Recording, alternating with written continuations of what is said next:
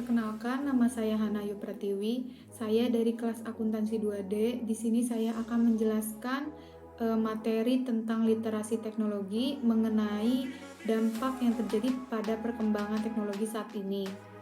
Pengertian literasi.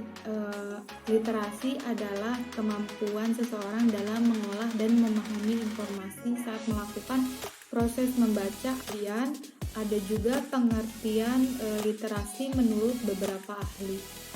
Yang pertama, Elizabeth Zilby. Literasi ialah kemampuan berbahasa yang dimiliki oleh seseorang dalam berkomunikasi, membaca, berbicara, menyimak, dan menulis dengan cara yang berbeda sesuai dengan tujuannya. Kedua, menurut Harvey J. Graff, literasi adalah suatu kemampuan dalam diri seseorang untuk menulis dan membaca. Kesimpulan dari pengertian literasi teknologi yaitu kemampuan seseorang dalam membaca, menulis, berbicara, menghitung, memecahkan masalah pada tingkatan yang harus dicapai setiap orang. Ada pengertian literasi teknologi menurut beberapa ahli. Yang pertama, menurut Maryland Technology Education State Curriculum, bahwa literasi teknologi itu merupakan kemampuan untuk memahami, mengatur, dan menilai suatu inovasi yang melibatkan proses ilmu pengetahuan untuk memecahkan masalah dan memperluas kemampuan seseorang. Yang kedua, menurut National Academy of Engineering and National Research Council of the National Academies, bahwa literasi teknologi itu adalah sebuah pemahaman tentang teknologi pada sebuah tindakan yang memungkinkan pemanfaatan secara efektif dalam masyarakat teknologi modern yang terdiri dari 3 komponen utama, yaitu pengetahuan, kemampuan dan berpikir kritis, serta pembuatan keputusan.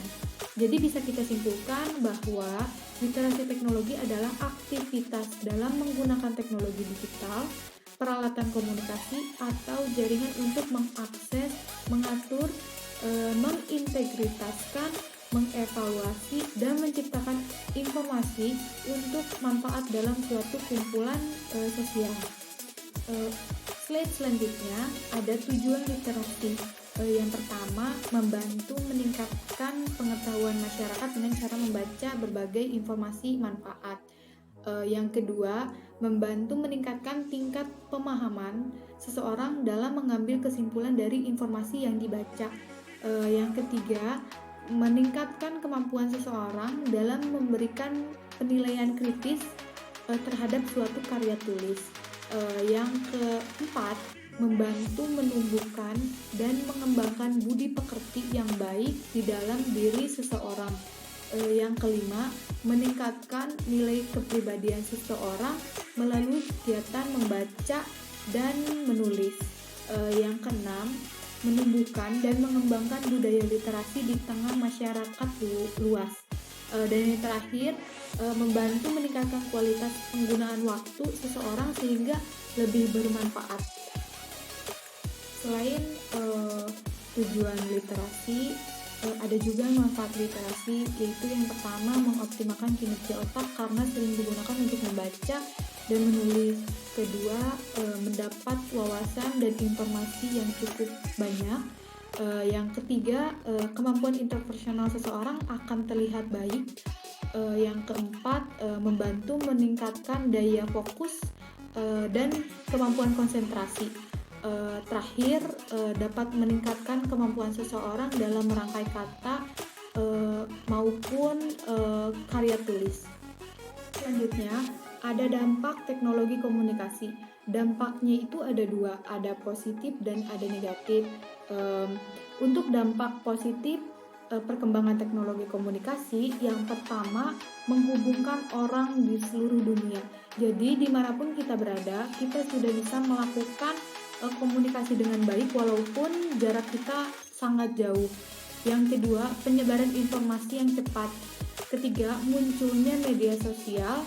Yang keempat, sarana berbagi file. Dan yang terakhir, memajukan dunia pendidikan. Jadi dengan adanya literasi teknologi, kita mudah untuk mengakses apapun Selain dampak positif perkembangan teknologi komunikasi, ada juga dampak negatifnya.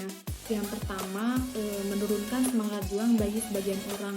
Yang kedua, kemajuan teknologi komunikasi juga memicu maraknya cybercrime.